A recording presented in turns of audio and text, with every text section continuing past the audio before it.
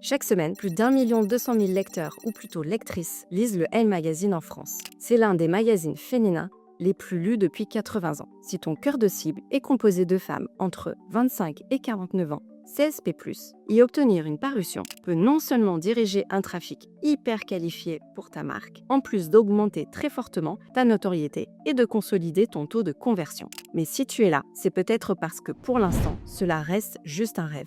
Tu te dis sûrement, c'est impossible pour ma petite marque, il faut des contacts que je n'ai pas, ou je n'ai pas le budget des grandes marques. Et si je te disais que tout ça, c'est une fausse croyance? Si tu es un créateur de mode audacieux, une marque de beauté émergente, un designer d'accessoires innovant, un entrepreneur dans l'art de vivre, ou que tu as simplement un produit ou un service qui mérite une audience, alors cette vidéo est faite pour toi. Je ne vais pas te faire rêver. Je vais te donner les clés concrètes pour transformer ta marque en sujet d'article et faire ton entrée, non pas seulement dans le L, mais aussi dans l'esprit de ses lectrices. Je suis Céline Rousseau, attachée presse depuis plus de 20 ans. J'ai accompagné des centaines de projets et de personnalités, des petites pépites au grand nom, vers les sommets médiatiques. J'ai vu ce qui fonctionne, ce qui fait mouche et ce qui finit inévitablement à la corbeille pour les magazines comme le Elle. Dans cette vidéo, pas de fausses promesses ni de raccourcis magiques. Je vais te livrer une méthode accessible pour construire une stratégie qui maximisera tes chances d'apparaître dans le Elle ou tout autre magazine féminin de prestige. Durant cette vidéo,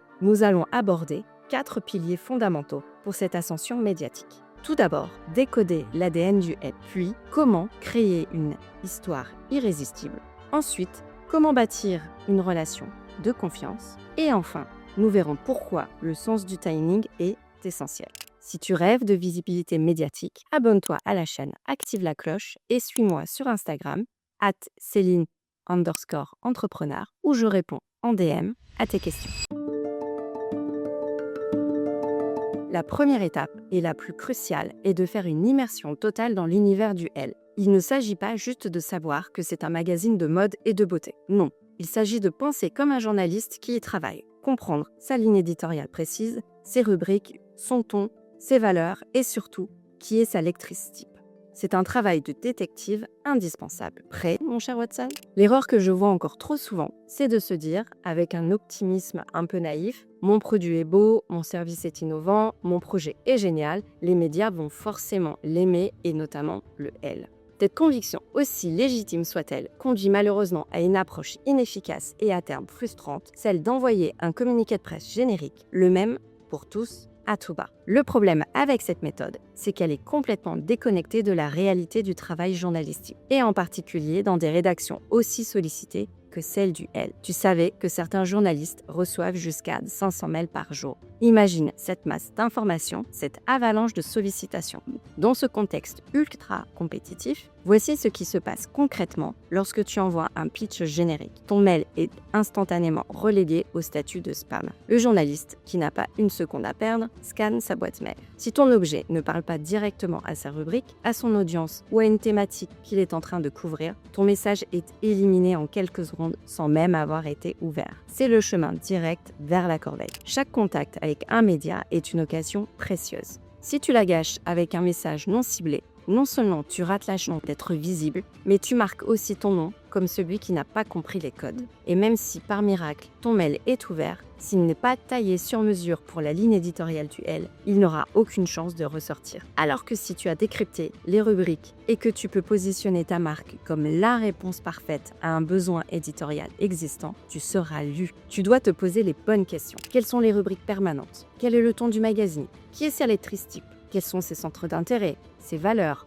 ses préoccupations actuelles? Quels sont les sujets traités fréquemment? Quel est le fil rouge de la rédaction en ce moment? Y a-t-il un dossier spécial en préparation? Une saison particulière, comme la rentrée, les fêtes, l'été, qui dicte les contenus? C'est seulement après ce travail minutieux que tu pourras positionner ta marque comme la réponse parfaite à un besoin éditorial existant. Ton pitch média ne sera plus une sollicitation parmi 500, mais une proposition de valeur unique et ciblée. Par exemple, si tu es une jeune créatrice de maroquinerie qui rêve du Elle, Au lieu de pitcher ta collection globale, prends le temps de regarder dans le détail chaque rubrique du magazine et les sujets qui intéressent particulièrement la rédaction. Clairement, depuis quelque temps, il y a une forte tendance sur les accessoires éco-responsables et le savoir-faire français. Il faut donc que tu centres ton pitch sur ta collection capsule en cuir végétal fabriquée artisanalement dans telle région française en mettant en avant l'innovation et l'éthique. C'est un match parfait avec la rubrique mode responsable du L. Le résultat attendu, une page complète avec interview et photos des produits.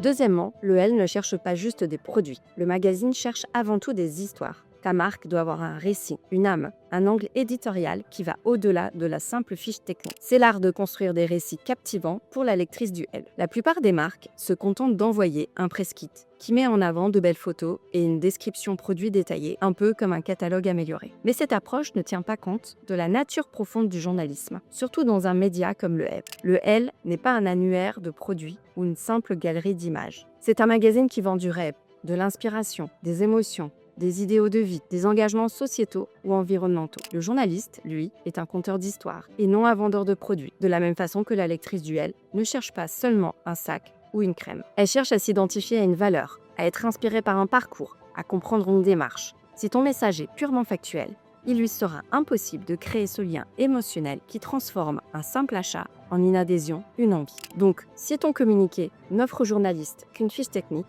il n'a rien à raconter à ses lecteurs. Si ton pitch ne véhicule pas ses valeurs, il ne répond pas aux critères de ce qui rend un sujet éditorialement intéressant pour le magazine. Le journaliste n'a aucune raison de consacrer son temps et son espace à ta marque. Au mieux, tu es relégué aux rubriques très courtes, aux shopping lists, sans âme, ou pire, tu n'es pas mentionné du tout. Alors que si tu vas bien au-delà de la description produit pour mettre en lumière le véritable ADN narratif de ta marque, tu suscites l'intérêt du journaliste. Il s'agit de construire ton récit en explorant des questions essentielles. Le pourquoi profond. Quelle est la mission, la vision, la passion qui t'anime? Quelle est l'intention derrière ta création? C'est le pourquoi qui donne du sens. Qui est le fondateur ou la fondatrice? Quel est son parcours, ses défis, ses inspirations personnelles? Les histoires de persévérance, d'audace et de passion sont incroyablement inspirantes. Y a-t-il un savoir ancestral, une innovation technique, un engagement éthique, une démarche environnementale spécifique dans la fabrication de tes produits ou la réalisation de tes services? Au-delà du produit, quelle est l'ambition de la marque? Quel changement veux-tu apporter au monde, à la vie de tes clients? C'est en identifiant ces éléments, en les structurant autour d'un angle éditorial fort et en les enrobant d'émotions, que ton produit se transforme en véritable sujet d'article. Tu crées du lien, de l'émotion, de l'inspiration, et c'est ce que le journaliste recherche activement pour alimenter ses articles. Voici un exemple pour illustrer ce que je viens de t'expliquer. Tu es une marque de bougies parfumées dont la qualité n'est plus à démontrer. Mais si tu axes ton pitch uniquement sur le fait que tes bougies sont qualitatives, qu'elles diffusent une odeur agréable et qu'elles constituent un bel objet de décoration, cela ne suffit pas à intéresser le journaliste. En revanche, si tu fais parler la fondatrice de la marque qui raconte l'histoire de sa grand-mère à l'origine de la marque, parfumeuse à Grasse, et que les produits sont le fruit de la transmission d'un savoir-faire ancestral, alors là, tu captes l'attention du journaliste. Le pitch n'est alors pas centré uniquement sur de belles bougies de luxe, mais sur la renaissance d'un patrimoine olfactif français. C'est une histoire humaine et émotionnelle qui va toucher la rédaction, et tu multiplies tes chances d'être visible dans le L. Ensuite, le secret d'une visibilité médiatique durable réside dans la capacité à bâtir une relation de confiance gagnant-gagnant avec les journalistes, basée sur le respect, la pertinence et la compréhension mutuelle. L'erreur que je vois trop souvent, c'est de ne penser qu'à soi, à sa marque, à son produit, sans considérer les besoins réels du journaliste. Beaucoup adoptent une stratégie de masse, dénuée de finesse, qui mise sur le hasard plutôt que sur la pertinence. Cela se traduit par des envois de masse de communiqués de presse génériques, sans ciblage ni personnalisation. Des demandes directes et insistantes de parution, sans aucune proposition de valeur ajoutée ou d'angle éditorial adapté aux médias. Cette approche purement transactionnelle, où tu te positionnes comme un simple demandeur, est vouée à l'échec, car le journaliste, son job, c'est d'informer son auditoire, pas de te faire plaisir. Donc si tu souhaites obtenir une visibilité durable et qualitative, tu dois d'abord penser au journaliste et à ses besoins. Le journaliste a un besoin constant d'informations pertinentes, d'angles frais, de témoignages fiables pour nourrir son audience. Et toi, tu as l'expertise, les informations, l'histoire. C'est une synergie naturelle, à condition de créer un climat et une relation de confiance. Si tu mentionnes un de ces articles, si tu réponds rapidement et avec précision à ces sollicitations, si tu tiens tes promesses pour l'envoi de visuels, de chiffres. Et si tu te rends disponible pour des interviews, tout de suite, tu établis ta fiabilité. Tu deviendras quelqu'un sur qui il peut compter et automatiquement, tu créeras une relation de confiance. Tu te positionneras dans son esprit comme l'expert de ton domaine. Tu deviens une source d'information crédible et valorisée. Et c'est de cette façon que tu deviendras la personne que le journaliste contactera en premier quand il cherchera un expert sur ton domaine, que ce soit pour un dossier spécial ou pour une réaction à l'actualité. Une telle relation de confiance favorisera la rédaction d'articles plus approfondis, plus justes et avec une meilleure mise en valeur de ta marque, puisque le journaliste comprendra mieux ton univers.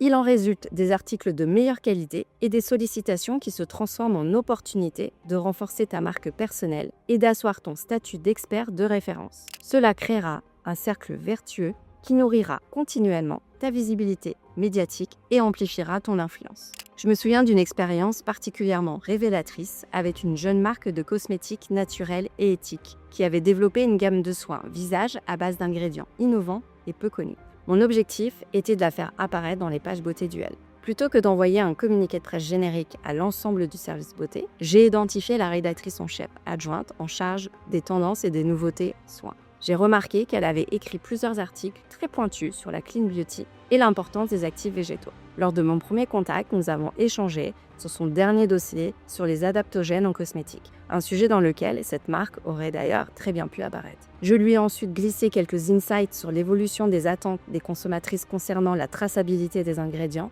et l'impact environnemental des packaging, que la marque m'avait partagé tout en lui proposant d'échanger si elle souhaitait approfondir ces points. S'en est suivi un entretien avec la rédactrice en chef adjointe et la marque et quelques semaines de tests de produits. Un premier jalon pour créer le lien et faire découvrir la marque. Quelques mois plus tard, alors qu'elle préparait un dossier sur le renouveau de la cosmétique, elle m'a recontacté et a intégré la marque dans son dossier. Suite à cette jolie parution, très valorisante pour la marque, la fondatrice était plus que ravie, puisqu'elle a pu observer une hausse des ventes dans les jours qui ont suivi et surtout, elle a été contactée par un réseau de distribution national pour engager des négociations. Dernier point, et pas des moindres, si ton information a une temporalité ou correspond à une saison par exemple, tu dois absolument tenir compte du calendrier de bouclage du média. Ici, en l'occurrence, celui du Elle qui est un hebdomadaire, cela veut dire qu'il paraît toutes les semaines. Ne pas prendre en compte ce détail qui n'en est pas un, c'est prendre le risque de contacter le magazine trop tard ou trop tôt. On pourrait s'imaginer qu'un hebdomadaire finalise son numéro d'une semaine sur l'autre. Après tout, un magazine qui paraît toutes les semaines doit bien travailler dans l'urgence, on est d'accord. Tu penses que tu peux soumettre ton information la semaine d'avant, mais ce n'est absolument pas comme ça que ça marche en réalité. Il y a ce qu'on appelle des délais de bouclage, et ils sont souvent bien plus longs qu'on ne l'imagine. La rédaction d'un magazine est une machine complexe, avec des processus éditoriaux, graphiques et d'impression qui nécessitent une planification rigoureuse et anticipée. Typiquement pour le Elle, le magazine qui doit sortir en kiosque par exemple le 1er septembre sera bouclé dès le 1er août. Cela signifie que tout le contenu, articles, photos, interviews, de ce numéro est déjà finalisé, mis en page, corrigé un mois avant sa parution, sauf éventuellement pour les pages de Pure News qui sont finalisées un petit peu plus tard. Pour les mensuels, c'est encore plus long. Les délais de bouclage sont généralement de 2 à 3 mois avant la date de parution. Recevoir une information trop tardive est une source de frustration pour le journaliste. Non seulement il ne peut pas l'utiliser, mais cela représente une sollicitation inutile qui surcharge sa boîte mail déjà pleine. Il peut se sentir agacé par une approche non préparée. La visibilité médiatique, surtout sur des thématiques saisonnières ou événementielles, est étroitement liée au timing. Un produit rentré des classes qui paraît en octobre n'a plus aucun sens pour l'audience. Tu as passé du temps à décoder l'ADN du Elle, à créer une histoire irrésistible et à bâtir une relation. Tout cet investissement est en partie perdu si tu échoues au dernier kilomètre, celui du timing. Trop souvent, les marques que j'accompagne sous-estiment encore les délais de bouclage. Elles croient encore pouvoir cibler, mi-juillet, des médias tels que le Elle pour des sujets rentrés des classes. L'été dernier, un client m'a confié trop tardivement une nouveauté produit tout à fait pertinente pour cette thématique, que l'on appelle d'ailleurs un marronnier dans le jargon journaliste. Mon seul atout, un relationnel solide avec la journaliste en charge du sujet. La clé pour intégrer un dossier déjà bouclé. J'ai pu l'appeler directement et elle m'a confirmé qu'en effet son dossier était déjà finalisé, prêt à être soumis à sa rédactrice en chef. Ma persévérance, combinée à une transmission ultra rapide des informations et des visuels, a permis au produit de mon client de figurer dans ce dossier rentré des classes du Elle. Si tu souhaites créer un communiqué de presse béton qui ne passera pas inaperçu auprès des journalistes, je te recommande ma vidéo qui dévoile comment rédiger un communiqué de presse impactant. Le lien est en description bien sûr. C'était Céline Rousseau et je te dis à très vite pour de nouvelles astuces médias.